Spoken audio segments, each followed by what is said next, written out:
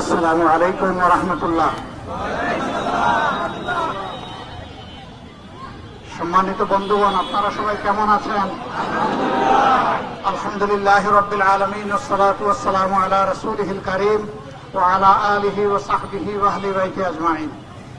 আল্লাহ তাআলা লাখ লাখ শুকরিয়া।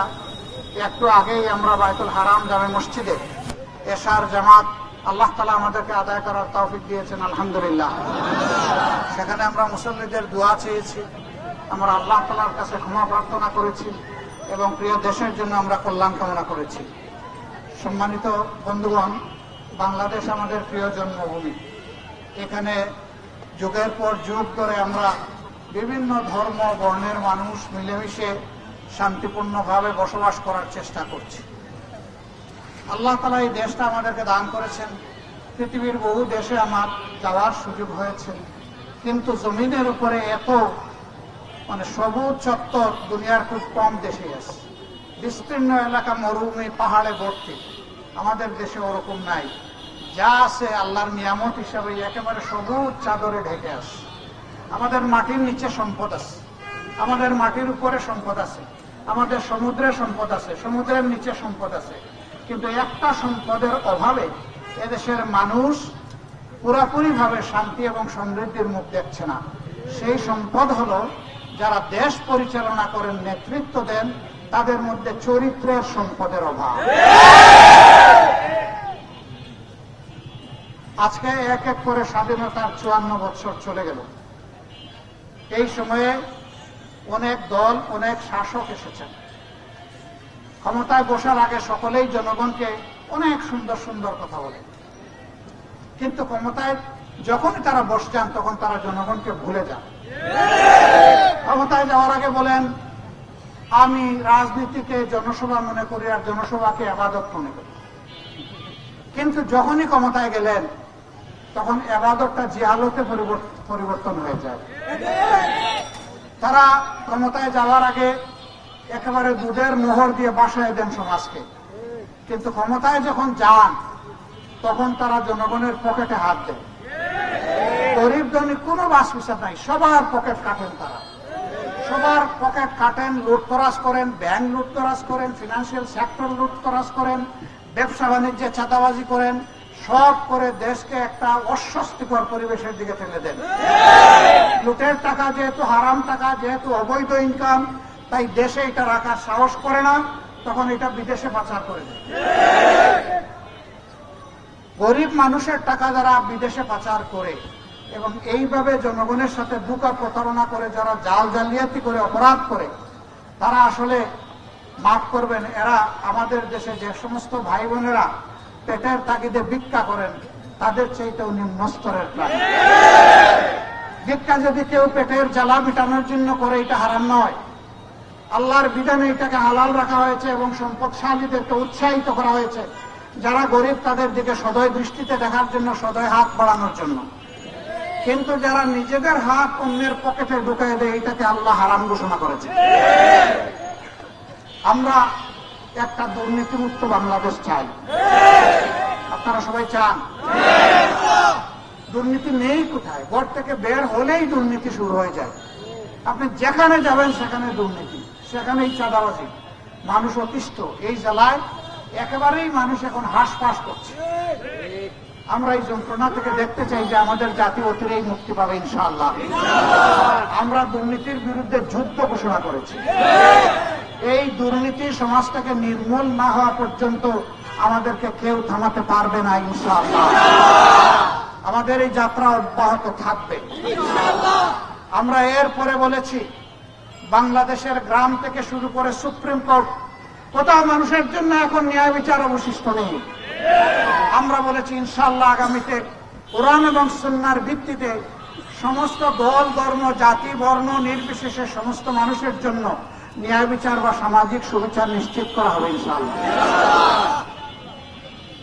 এখানে বিচার বিভাগ দেখবে না কে রাষ্ট্রের প্রেসিডেন্ট আর কে প্রধানমন্ত্রী।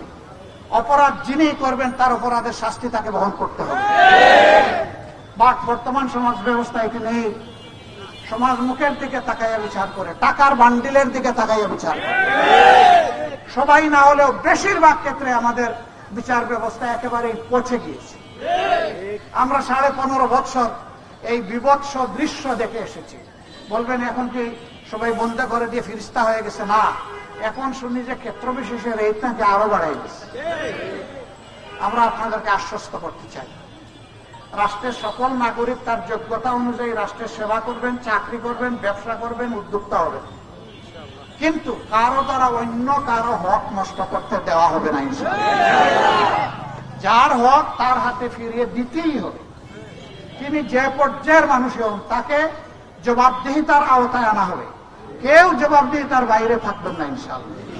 আমাদের দেশে দুর্নীতি দমন কমিশন আছে, কিন্তু মাঝে মাঝে পত্রিকায় দেখবেন সেই কমিশনের স্বয়ং কর্তা ব্যক্তিরা দুর্নীতিতে গলা পর্যন্ত ডুবে গেছে।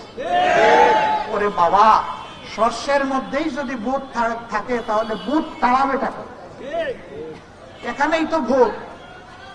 ইনশাআল্লাহ এখন যারা দুর্নীতি করে তারা হয়তো মনে করবে, হায় রে বাবা, তাইলে তো না খেয়ে মরতে হবে। দেখি না বাবা, তোমাকেও না খেয়ে মরতে হবে না, কারণ তুমি তো ঘুষ নাও এক জায়গায় তোমার দফতরে, কিন্তু তোমাকে চলতে হয় সারা দেশে এবং দেশের অভ্যন্তরে।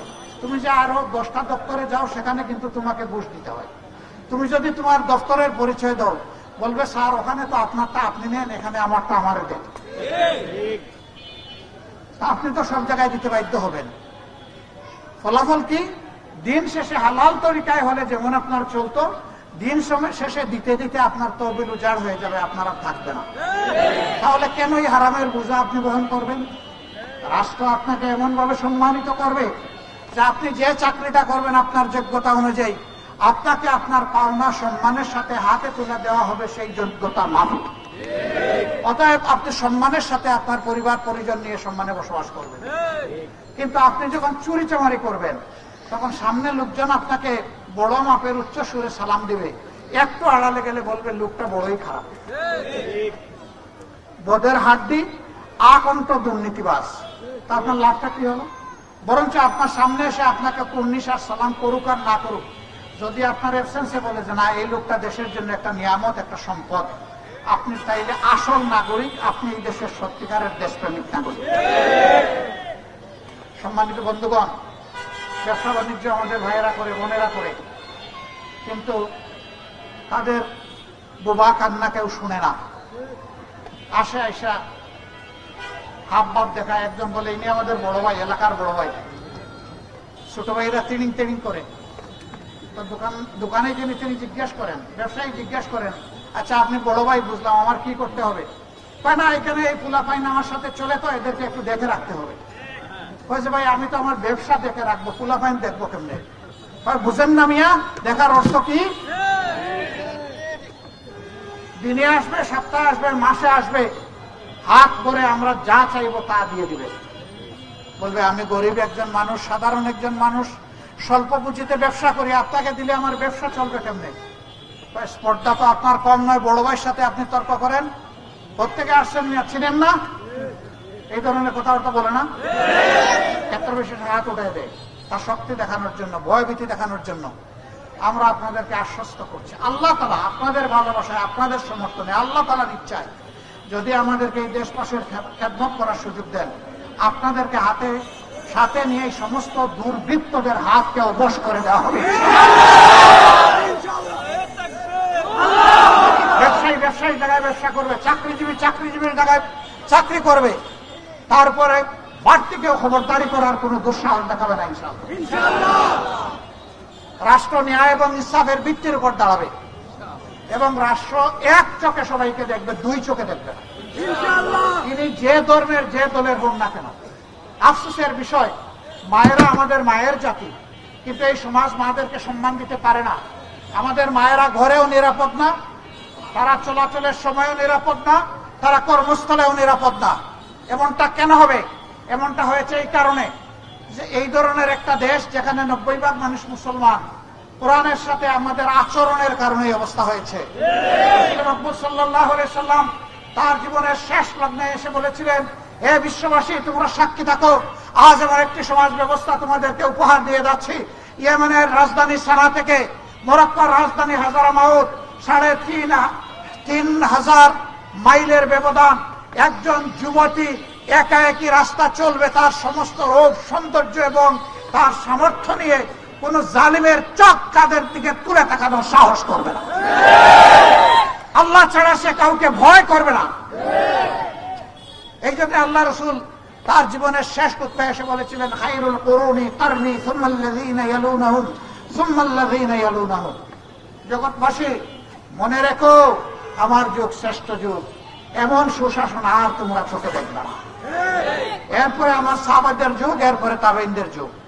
ইতিহাসে তাই হয়েছে। আমরা আবার খেলাফত আলা মিনহাজুন নবুওয়াত, আল্লাহ তাআলা নবুয়তের যে শাসন মদিনা কেন্দ্রিক ছিল, আল্লাহর কাছে আরজ করি, হে আল্লাহ, বাংলাদেশে সেই শাসনটা তুমি আমাদেরকে দান করো। এই শাসনের জন্য আগামীতে যারা লড়বে, দেশের স্বার্থে, জনগণের স্বার্থে, আল্লাহর একজন বান্দা হিসেবে, বান্দী হিসেবে আপনারা তাদের হাতকে ইনশাআল্লাহ সাহায্য করে শক্তিশালী করবেন। আমরা কথা দিচ্ছি, এ কাজে আল্লাহ যদি আমাদেরকে কবুল করেন, আমরা জনগণের মালিক হব না, আমরা ইনশাআল্লাহ হব জনগণের সেবক। আমাদের কাজ হবে জনগণের সেবা দেওয়া।